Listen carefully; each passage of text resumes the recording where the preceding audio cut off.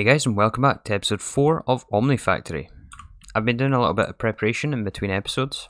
Today we're going to start by upgrading our power. So I've made these numismatic dynamos. We can burn diamonds in these using this augment here. Each diamond gives us 1.2 million RF, which is insane. And the way we're going to produce diamonds eventually is through the shulker model. So I have that just leveling up over there at the moment. However, we're going to move it over this side. So last time we got our polymer clay set up, so we have polymer clay being produced here. That's going into an Enderman model, and that is basically a closed loop system. We don't have to add anything to this. But first of all, I'm going to start by placing these dynamos. I have 2 augment kits each. That takes them up to reinforced tier. We'll put the calibration in each in order to burn diamonds, and we'll put in 5 fuel catalyzers. There, so now each one outputs 6,250 RF a tick, which is a huge jump. And there's no way we can even transport this much energy right now. These only output 512 per tick. So the first thing we're going to have to do is upgrade our cables, or our conduits. But for now I'm going to run this just to be able to power this simulation chamber, because it's a little bit starved for power with the blast furnace also running. This should keep it at least running, even though it's not going to be max speed. So these actually were quite the investment. They took quite a bit of resources. I had to make these vibrant alloy gears, and for this we need infinity bimetal, which needs grains of infinity. These you have to get from igniting bedrock. So I've set up a grains of infinity farm. I'll show you that. So this is where I'm producing the grains of infinity. It's a very basic farm. We just have some pyrotheum there. We just have blazing pyrotheum in the middle there, which I crafted from blaze powder, sulfur and redstone. And then you just melt that and you get a bucket of this. Put some netherrack around there. I've got a vacuum chest connected to an ender chest. And then the ender chest just goes back to the base. And I have this chunk loaded because I put it in... This chunk here is exactly the same chunk where my end cake is, or the void cake I mean. And with the grains of infinity, we combine that with iron gears. That gives us infinity gears. Combine it with energetic alloy, which is energetic blending gold. We made this last time. And then we need vibrant alloy, which is the energetic plus ender pearls. This is all done in the blast furnace. These gears, you craft a numismatic dynamo with these. So it's pretty expensive, but it's well worth it for the power output. We just now need a way of upgrading these cables. In order to craft these conduits, the more efficient way is to use an assembler, so I think I'll make one of those. This is also going to be essential in the circuit progression. So let's see what this takes here. It takes 2 tier 2 circuits. We've made those before, but I'll have to make some more. Conveyor modules, that's just electric motors, and robot arms, more motors. I'm down to 18 circuits. I don't know if that'll be enough to get us this. Although I do have quite a fair amount of motors. So there's 2 conveyor modules. Machine hull, some primitive processors, 2 robot arms, and the assembling machine. And so now with the assembler we can make the energetic alloy conduit. We just have to wire mill it and then combine it with conduit binder and the previous tier of conduit, and that gives us the next tier. We're actually going to have to go 2 tiers up, so the next is vibrant alloy and then it's onto end steel, which is actually the EV one. But we may as well, since we produce a lot of power anyway. So I don't see any reason why not. It's going to take a bit of crafting up, but we have enough to get started, I believe. So the vibrant alloy, we're going to need to craft some of this. The thing I'm short on though is ender pearls. So I'm kind of like balancing the ender pearls I'm getting from this, producing some vibrant alloy with them, and producing some more polymer clay in order to fuel the data models. So right now I'm just splitting it by hand. This should be a quest as well actually. Yeah, it is. Let's get some conduit binder. I think I made some more here. Yeah, so we combine these 3. This will give us the next tier of conduit. And then I think it's the same again for the vibrant alloy one. Yep, there's some vibrant alloy cable. There's also the quest for it as well. So now that we have power over this side, I mean this side's more or less obsolete now. I'm going to keep it there obviously, but I think I'll make some more CEFs around the other side. And that'll allow us to power the blast furnaces and also the loot fabricator at the same time.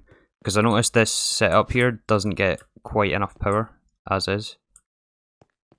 So we'll run this conduit here, which will eventually be upgraded. But we can even do that right now. Just temporarily with Vibrant. Turns out I'm completely out of circuits. And now that we actually have this assembler, rather than making circuits the expensive way, the tier 1, why don't we look at making the second tier 1 circuit? So in the progression tab, we look under the circuits here. So this is the first circuit, the primitive one that we made. This is the first tier 2, which is the one that used the gallium. Why don't we look at making this second one? Making it this way drastically reduces the overall cost. However, there is something we're going to have to set up, and that is the Parallelized oven. This oven quest is is pretty much the last of this page as well. So it's blocked by this gallium because it wants us to make sphalerite dust. I don't know if I have any sphalerite ore. I just want to get that just to finish the quest. Alright, I made a little bit of sphalerite. There's the quest for it. So this unlocks our Parallelized oven quest. Alright, so I had to read through this quest here. It's more or less what I thought. It's basically just telling us that we can get phenol, which we need for phenolic circuit boards. So I'm going to craft all this up. Let's see how expensive this is. We're going to need more. I think I only have 2 tier 2 circuits right now, is the problem. So I will have to batch craft a bit more. How bad are these? Iron plates. Yeah, they're not too bad. And then input buses, they're just raw iron. Yeah, this doesn't seem too bad. I will have to craft some more circuits though. But I think I have enough pistons and pumps for this because we only need 1 controller block. And then copper nickel, I have tons of that already. So I'm going to make these and then we'll set this up. Alright, and this is hopefully the last time we have to make primitive circuits. Oh wait, I thought I had more vacuum tubes. Oops. I was going to make 32 there. Alright, there's the other 29 I was missing. So now with these, let's craft the 1 missing primitive processor. This allows us to get ULV machine casings, and then the machine hull, and the Parallelized oven. We're just missing the rest of these multi-blocks, which I should have enough for. So it's just copper nickel wire. Is it 1x? Maybe it has to be 2x. I'll make the rest of these things anyway. Right, so there is 12 ULV machine casings, and that should be the quest as well. So let's set up our Parallelized oven. I'm not entirely sure how this multi-block is. I don't know if this goes on the bottom or not, but I think we can get a preview. Yeah, it looks like this goes up 1. Like this. And is this a good place for it? It'll have to come forward 1, but do we want to put it here? Or maybe we should move it somewhere else. I think we'll budget over just a little bit, and we'll put it about here.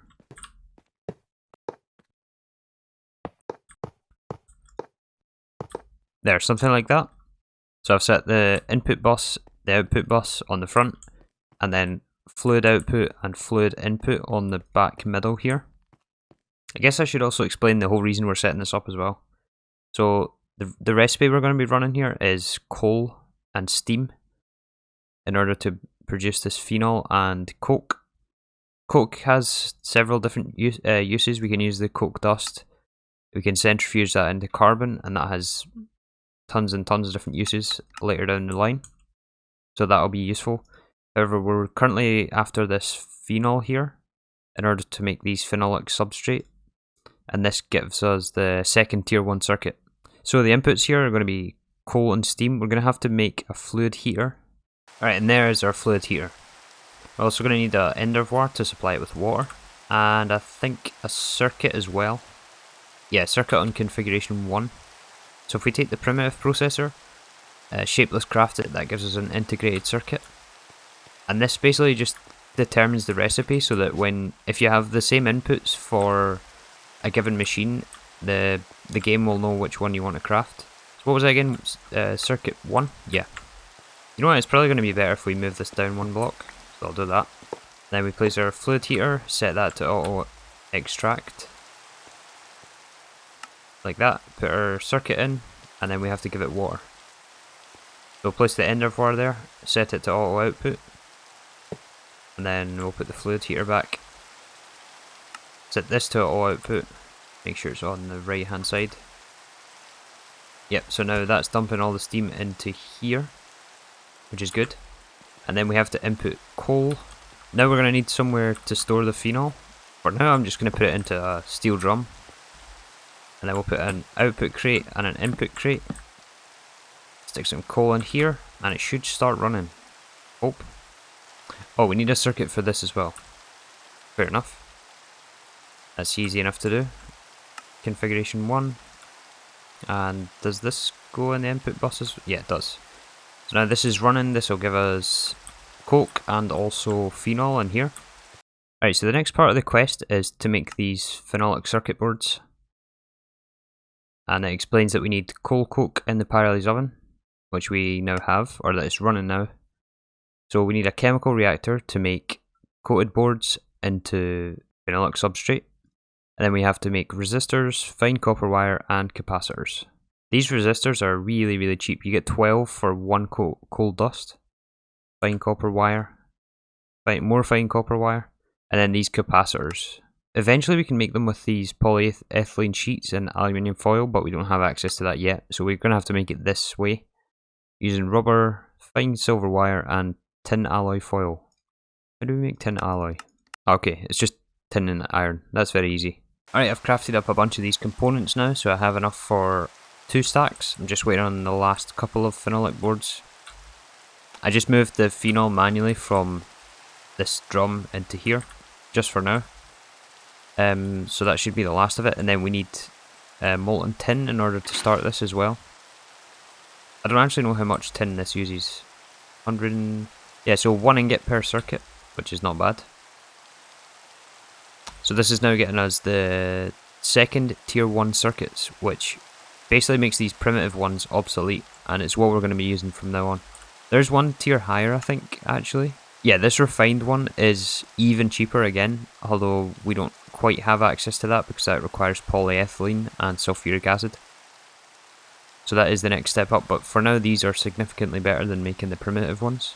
And with these circuits, I'm going to craft some more simulation chambers and loot fabricators, because we're going to need one for shulkers in order to power these dynamos. Right now I'm just manually feeding them diamonds, but obviously that won't do. So I'll set up a shulker setup probably in this little section here, and that'll auto feed our dynamos, and then we'll have the rest of our deep mob learning this way.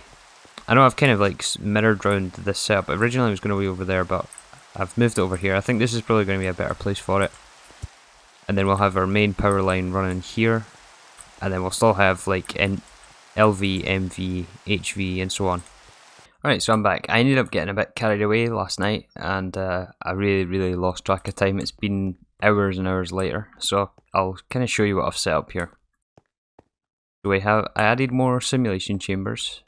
Currently I'm running skeleton, zombie, witch, spider, and guardian. I just actually set up this guardian, but I also made the blaze we had before and the creeper. These all make pristine matters, which I am just putting in this crate for now. It's just temporary.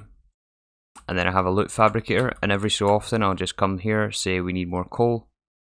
You can just do this, get more coal, and then skeleton. I think this gives us tin. We just say we want more tin, like that.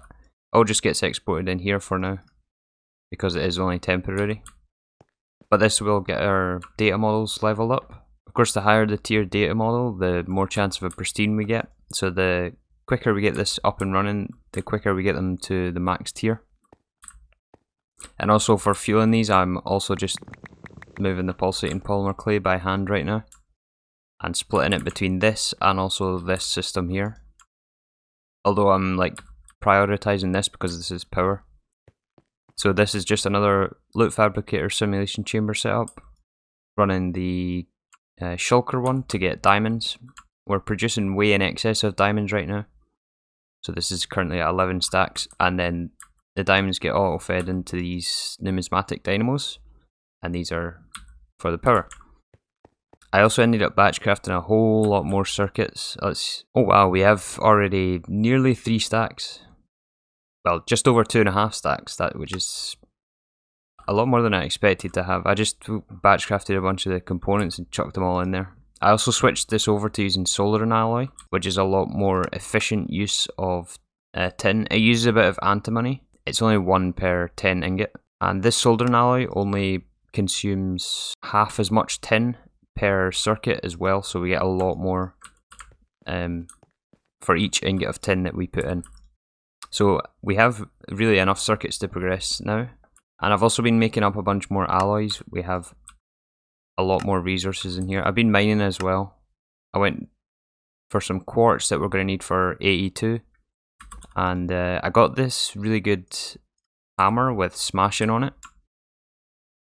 Or auto smelt. It has both. I don't know which one it actually applies. But in order to get this quartz, normally you would have to autoclave it.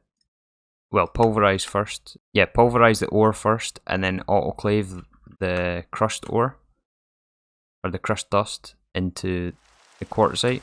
But because of the smashing, we can just bypass that and it gives us this quartz directly, which is super useful. I've also just been batch crafting some more, so I made more wires, more plates, more alloys, more rods, basically more of everything. And I just like I said, got carried away, just kept refilling these machines. Everything is still very manual right now. So it's getting a bit tedious, so sooner or later we're going to have to switch to Applied Energistics to fully automate everything. Because moving materials around like this is really not ideal. But at least now we have a way of getting metals, like the basic metals. I was missing gold, which is why I recently added this Guardian, so we can get gold from this. So now that we have enough things to progress, why don't we start setting up some MV? And so I think I'll put the MV line just behind the LV, so probably around here. Starting this chunk here, probably I'll align it to this. Leave space maybe for some more LV machines, I'm not sure yet, probably not though. Either way, I would like to make the next tier of energy conduit, just to avoid upgrading in the future, because once we start laying all this, in order to upgrade you have to click every single conduit, and that is a big pain. So while we still have a minimal conduit network, like there's only this one line here, that one over there doesn't matter, but like this one that will be extended over there to extend the MV line, I want that to be end steel, and we're just going to skip straight to end steel. So in order to get end steel, we have to alloy smelt dark steel and end stone dust. End stone dust comes from end stone itself, which we can craft using the extraterrestrial matter. We have tons and tons of this. Sandstone is easy to get, and ender pearls. I did actually make like nearly just over 2 stacks of this, and I also made some more dark steel, so we can start alloy smelting this to give us. Oh wait, this is an MV recipe. So okay, well that's what I get for kind of trying to skip progression so much. I guess we're gonna have to start MV without doing this. We'll start the MV first, and then we'll move on to that. So let's make the alloy smelter. I'm assuming all the MV machines take the tier 2 circuit, which I have a couple of now. I have 15. That'll be enough to get started at least. And then these also take the aluminium machine casings, wrought iron, and copper cable instead of tin this time. Luckily I anticipated this and made a whole lot of aluminium plates that we'll almost certainly use in the near future here. So let's get our wrench. Should be in the backpack. Oh yeah, I also upgraded this satchel. I don't know if I showed that or not. I enchanted it and put holding on this, so we get many slots for all of our tools, which is super useful for these manual crafts at the moment. Alright, and there is our first alloy smelter, MV. Now then, I wonder if we can hook this up to LV power. I mean, I know we can, but will it receive enough power for, like, if we hook it up to 2 connections? That's something I'm not sure about. So maybe we can actually just get away with this and quickly smelt up our end steel in order to expand the MV line. Looks like it does accept it. I bet this is starving all the other machines though, but it looks like we can get away with this. So let's think about how much this actually gives us. So if we're going to make 1 stack of end steel ingots, this will give us 2 stacks of end steel wire. 2 stacks of the end steel wire then becomes 4 stacks of end steel energy conduit, which is plenty enough for now anyway. So yeah, let me actually get a stack of vibrant alloy conduit, which I should have. Maybe I don't. I think it's just energetic that I have right now. But I do have some more vibrant alloy, so I'll make some more cable, and then we'll get the end steel and start our MV line. Yeah, as we can see, this assembling machine doesn't quite get enough power because it's in like the middle of the line. There's the blast furnace running, this alloy smelter. Yeah, this, I should probably add some more CEFs as well to this MV line, so I think I'll probably end up doing that. But yeah, we're getting a lot of energetic alloy, and then we just have to make it end steel. So I don't know how finished this is. 26. Actually, let's get half a stack, and then I'll just start with that, because that'll be enough for 2 stacks of end steel conduit, and that is plenty for the time being. Especially considering the small footprint of the base. Maybe I shouldn't use any more of this energetic alloy wire either, because we're going to need this in like the GregTech form in order to transfer EU. Like, we can't use conductive iron for MV power, so I'm going to have to make some of this, probably like the 4X version, and cover that.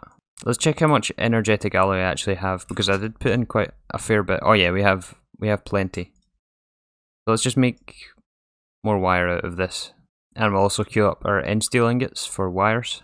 Alright, so the batch of vibrant alloys just finishing up here. I have a stack of end steel wire, so we'll have to combine these after. We put these in like this. I'll need some more conduit binder as well. But yeah, like I said, a stack's going to be enough. We're also going to need a MVCEF. We're also going to need a way of coating these energetic alloy wires. I'm thinking that we just use rubber, like liquid rubber.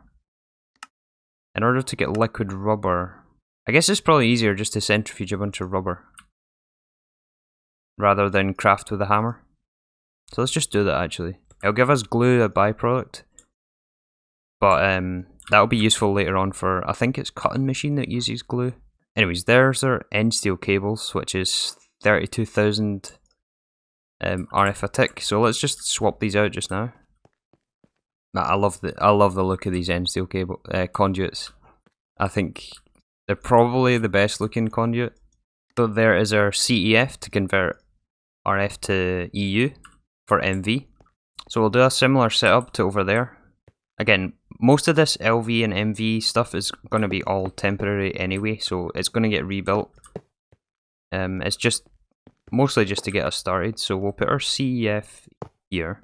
I'll have to put in some batteries as well. For a minute there, I thought I made the CEU, which is a completely different machine and converts like EU to RF and not the other way around. I thought I'd crafted the wrong machine, but no, we're fine.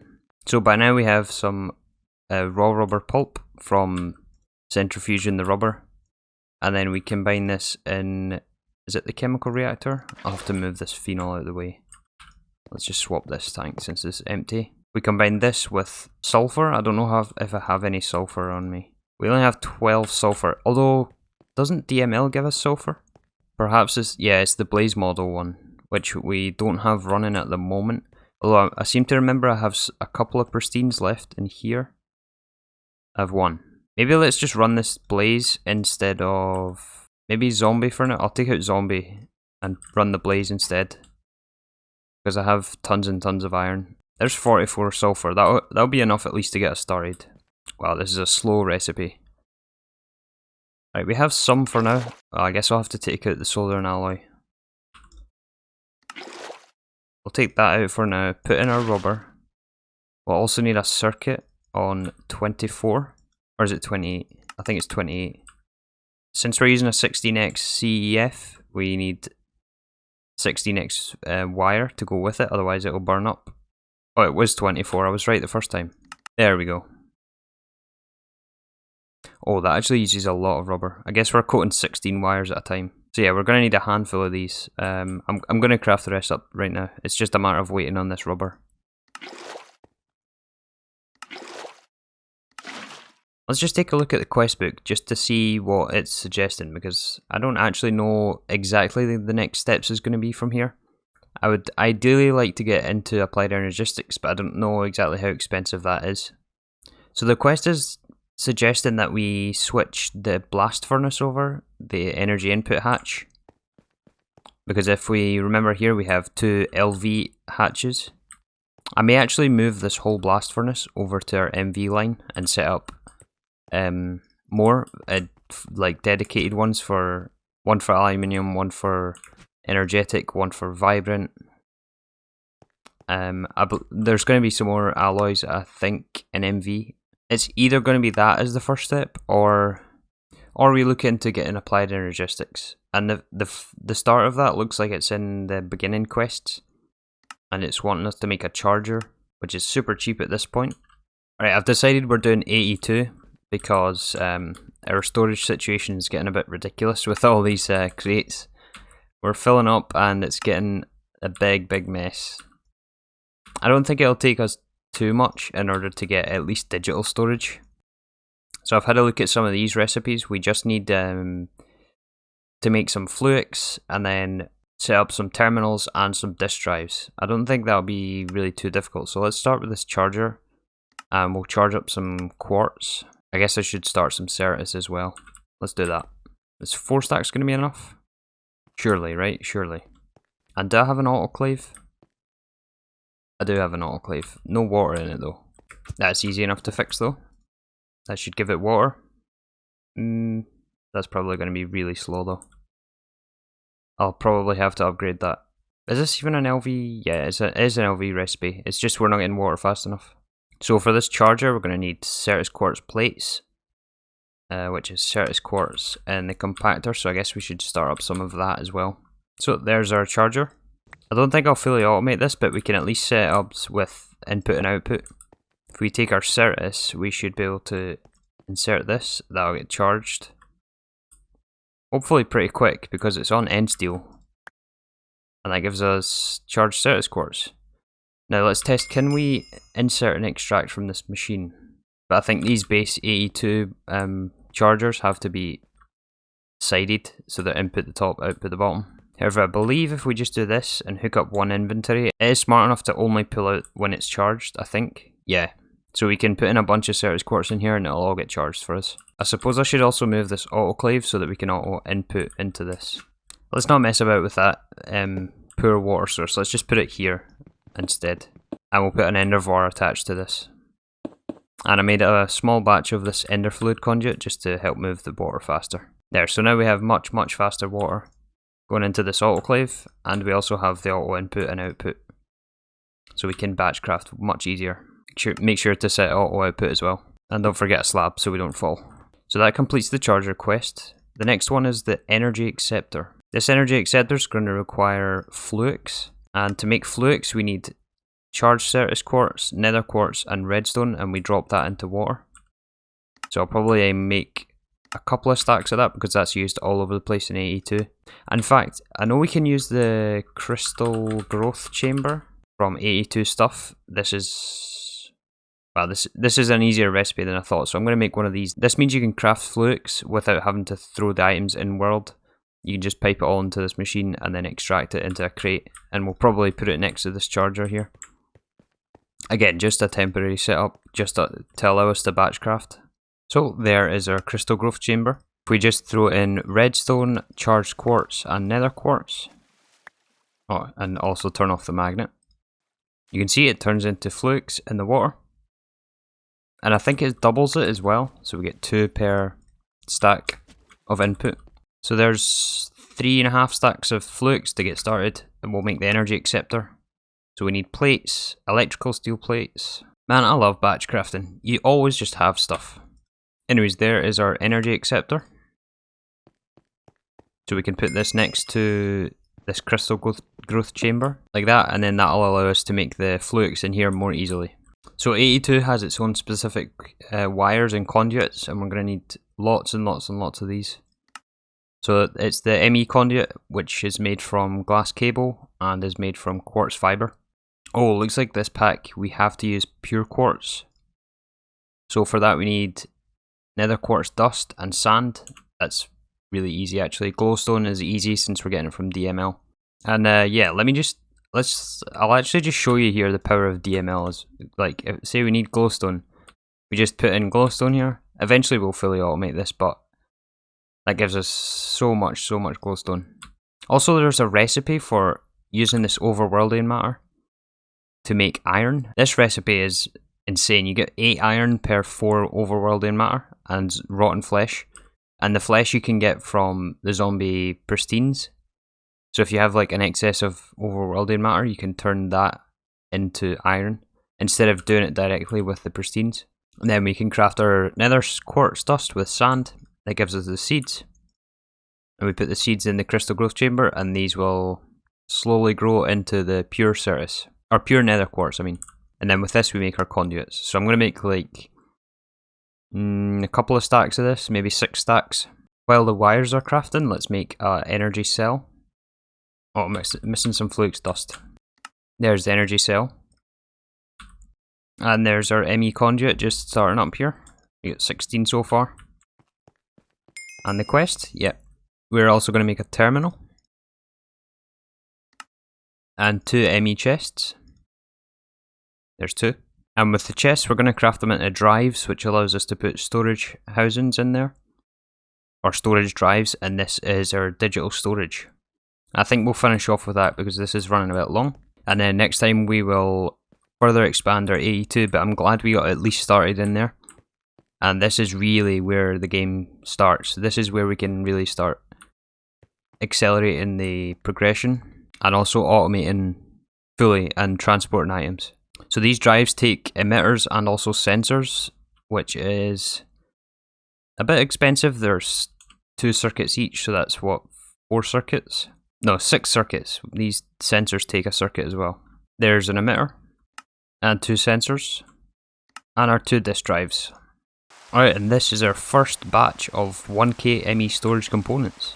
Anyways, I think this is a good time to stop here. We've just got the first AE2 set up. I mean, not really even. I'm going to probably do a bit of crafting. I'll craft up some storage for us and some more conduits, some more cables, all the stuff we need to start automating. I'll keep an eye on this DML as well, probably maybe even add a few more data models.